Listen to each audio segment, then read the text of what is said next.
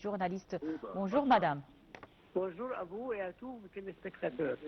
Alors, vous êtes toujours la bienvenue sur NAL TV International. Et aujourd'hui, comme vous le savez, il y a une visite très importante de la part du président de la République démocratique du Congo en Égypte.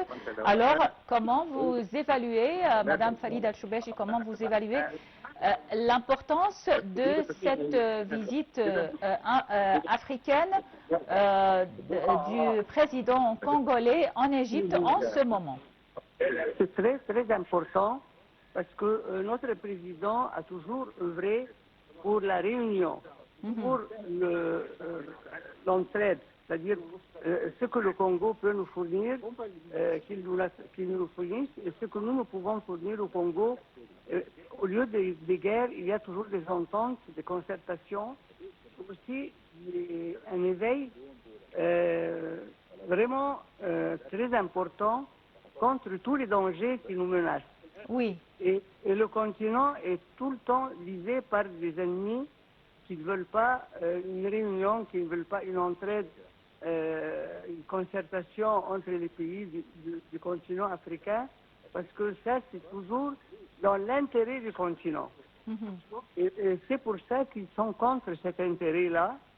Et je vois que notre président a toujours, c'est-à-dire il a sa vision a toujours été, c'est-à-dire a été prouvé qu'il avait raison, parce qu'il n'a jamais pensé à l'agression, aux agressions, aux guerres, aux divergences. Non, au contraire. Il œuvre toujours pour la réunion, pour la concertation entre les pays africains, parce que la force du continent est la force de tous ces membres. Oui, et Monsieur le Président aussi, il œuvre pour le développement et la construction en Afrique, comme c'était le cas à l'époque de Gamal Abdel Nasser, qui a contribué donc au développement et à la construction d'une infrastructure très importante en Afrique. Justement, et à l'indépendance des pays africains. Ce que Nasser a fait, ce n'était pas un petit... oui. C'est vraiment, il a changé la face du monde. Oui. C'est pour ça qu'on a été la cible de toutes les forces étrangères et malades. Oui. Oui. Voilà. Et selon vous, donc, Madame Farid Al-Choubechi, quels sont les défis, les grands défis qui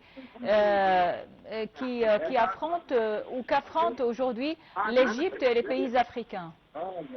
C'est-à-dire qu'il y a, par exemple, nous avons un exemple très, très clair d'Israël qui a été faire des relations avec la terre du Somalie. Oui. La partie, le Somaliland. Oui.